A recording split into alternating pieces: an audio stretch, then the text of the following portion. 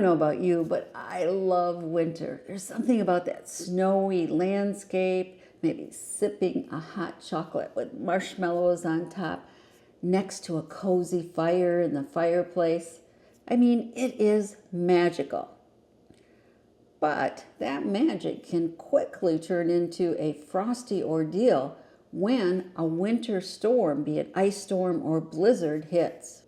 So today, I'm going through my pantry and making sure I have the food essentials I need in case an unexpected storm keeps me homebound. So I urge you to do the same. Come along with me and let's make sure that we're prepared for whatever winter is going to bring in our food pantry. I should introduce myself. I am Mary Ellen, better known as Prepper Potpourri, and I have been making videos with practical tips for emergency preparedness and ways to keep your family safe for over a decade on YouTube. So if you find these kind of tips helpful, hit that subscribe button and the notification button so you don't miss a single future video. Now, let's go through the essentials you should consider when you're stocking up to make sure your pantry is winter storm-proof. Okay, the first part is not my favorite part. I am going to go in and completely organize my kitchen pantry because, to be honest, it is a mess. I mean, I'm almost embarrassed to show it to you. But first, we got to go into the pantry, and yeah, things are a bit messy, right? And things are just stored up there, all the way up there. So yeah, it's time for pantry organization and cleaning before I can do anything else. So here we go. I've taken them all out. And I'm trying to kind of group them. Like you'll notice these are all my beans. Over here are my chilies. Here are other veggies. Here's a lot of corn, right? So I got to make sure the oldest corn goes in front. And in the back here are different tomato products. And to be honest, I have countless pints of canned tomatoes from my garden downstairs. So I don't really need a lot of crushed tomatoes. Now on to the next part. So now I'm cleaning the shelf, getting this all nice and clean, and then I'll organize the cans back on the shelf. Okay, I'm done. It took me most of yesterday afternoon, but let's look at it now. Okay, see? All nice arranged. Veggies are where veggies belong, fruits are where fruits belong, drinks are where drinks belong. On my back area here, I have my air fryer. I just love this Typher Dome air fryer. I have my food processor, my KitchenAid mixer, vacuum bags, and my wonderful now chamber vacuum. And up on top, it's where I keep all my like baking doodad stuff, like different sugars and chocolate chips and things like that, and a bunch of my large spices. And then everything in my drawers is as should be. Really love this unit. Gives me a lot of space. And then over here, okay, the very top, come down, it's all of our breading, and then our pasta, rice and potatoes, some baking stuff, some snacks, and some of my big pots here. And over here, might not look that organized, but really it is. I have a lot of my vacuum bags and my salad stuff there and my taco stuff there, and way at the top even more Food Saver vacuum bags. So I'm really happy at how it looks and organized. You know, I was surprised. I really had most of what I needed. And please understand that I have an extended food pantry in the basement, with things like buckets of rice and freeze-dried food and all my home canned food. But this is just what I have in my kitchen pantry that I grab daily to make my meals. And I want to make sure I have the things in there that I need in case of a winter storm. So consider, how long could you be housebound with a winter storm? A day? 3 days? A week? 2 weeks? Longer? Our needs are going to vary depending on where you live. Well, the longest we've ever been in the winter due to a storm is 3 days without power. And it was right before Christmas. At night, the temps were down to 0 or below. And by the second day already, we're seeing our breath in the house, right? But I had plenty of food in the pantry, plenty of ways how to cook it. And we had wood for our fireplaces. We had Mr. Heaters, propane heaters that you can use in your house. And very, very heavy sleeping bags that came in handy at night. And we made it just fine. But it would have been much more difficult if we didn't have the food we love. Because food is comfort in an emergency. Oh, and I should mention there was some Christmas magic.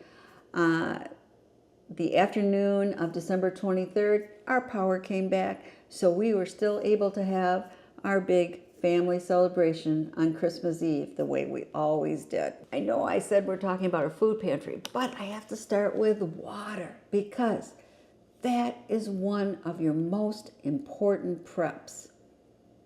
You have to have water. Now, if you live in the country the way we do, when we lose power, we lose our well, so we can't have water coming out of our faucets or flushing our toilets or being able to take a shower. Now, luckily, we have installed a manual pump in the basement so we can pump water, and we now have a whole house generator. But you know what? I still make sure I have at least 1 week's worth of water for 2 people. And what that means is they say you need about 1 gallon of water per person, so that'd be 14 gallons of water stored. Or if you like these little bottles, you would need 105 of these for 1 week's storage for 2 people. This still might not be enough because what about water for our cats? We have 2 cats, or our 3 rabbits, or our 5 chickens. I mean, you have to think about your pets and your livestock needs also. And if you have plenty of water on hand, you need it for cooking, you need it for hygiene, so make sure you have enough water. Fats and oils, they're not just crucial for cooking, but also for energy, especially during the winter when, to me, hearty meals are the key. So on the shelf, I have my spray mister, 3 things of spraying on, also olive oil. In the back, 2 big things of olive oil. And I have some Crisco vegetable oil here and some Crisco, kind of like lard, right? Great for baking and frying. Now, I always save fat when I'm frying bacon because this is great for making eggs, hash browns, or really frying up anything. It really is good and kind of basically free, right? If you're going to use bacon, you're going to get bacon grease. So just make sure you have enough cooking oil. Be it olive oil, maybe you like ghee, maybe you like coconut oil, or maybe you just like bacon fat. Just make sure you have enough. Okay, now let's talk proteins. Very often when we think of protein, we think of meat. So of course you can have canned meat like that Spam I showed you, but you could also have some salmon, right?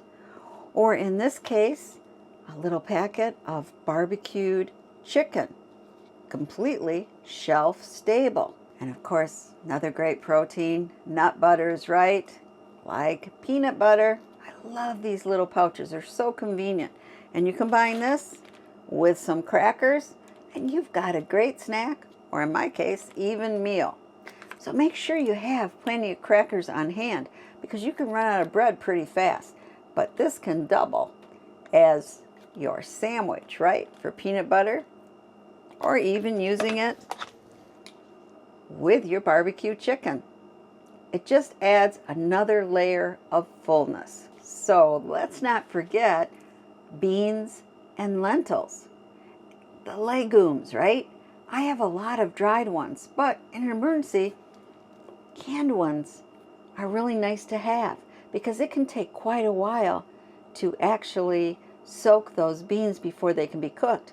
And these, you just gotta open a can. And if you have beans, like garbanzo beans, and some peanut butter, you can make these great protein peanut butter balls. And you don't need to cook, they're no cook at all, and they really are a great, healthy, and filling snack, especially if the power goes out. And make sure you have some fruit like these pineapple tidbits, mandarin oranges, pumpkin, maybe even apple pie filling, because fruits are important too. And of course, you can always make your own dehydrated fruit snack, like these delicious maple cinnamon apple slices. Sure, if the power goes out, you can eat your pork and beans straight out of the can. But let's get real. Tastes a lot better heated up. So make sure you have alternative ways to cook your food, be it on your grill, maybe on a camp stove, maybe you have a sun oven, or even a rocket stove, or right in your fireplace, or in a fire pit. Just make sure you have a safe place to prepare your food.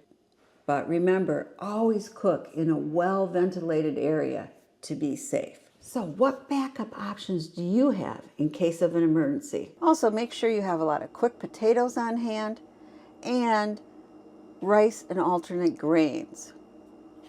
This really fast. I don't think it really tastes as good as regular rice, but again, you can warm it up in your skillet really quick, and it would be great.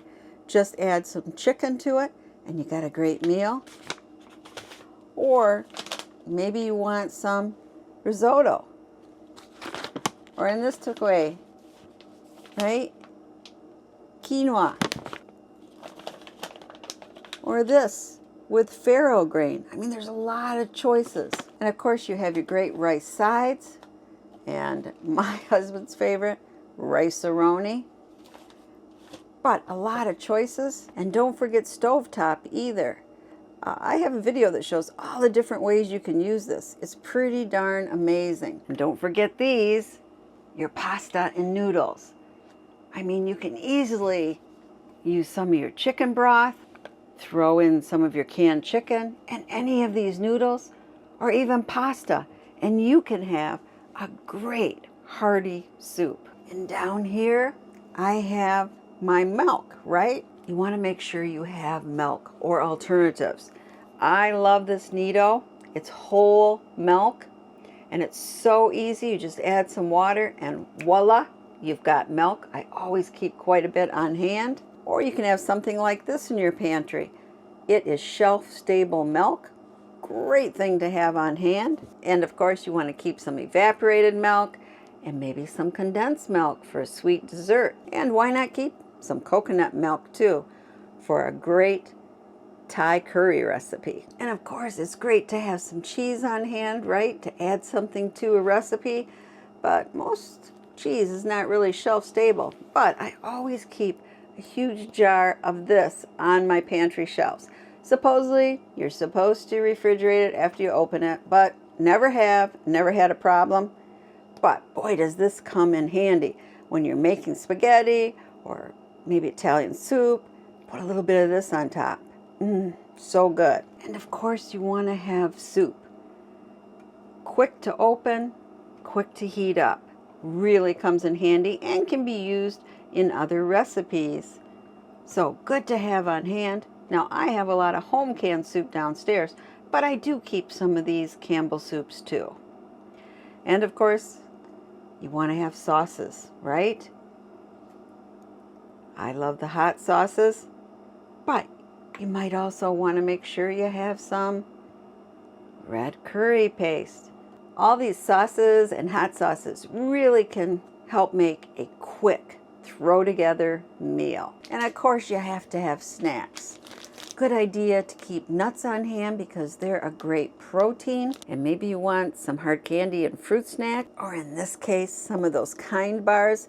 Again, quick, nutritious snack. And of course, popcorn. I mean, who doesn't love popcorn?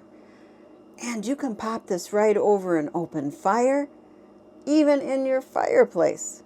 So this is a great snack to keep on hand, and it will keep for a long, long time in your pantry. And don't forget your pets. Make sure you are well stocked on the food they love. Well, I hope this has given you some ideas for having your pantry well stocked for whatever adverse weather comes your way.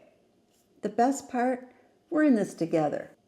Let's stay cozy this winter, prepared, and share our tips in the comments below. And just remember, you know what?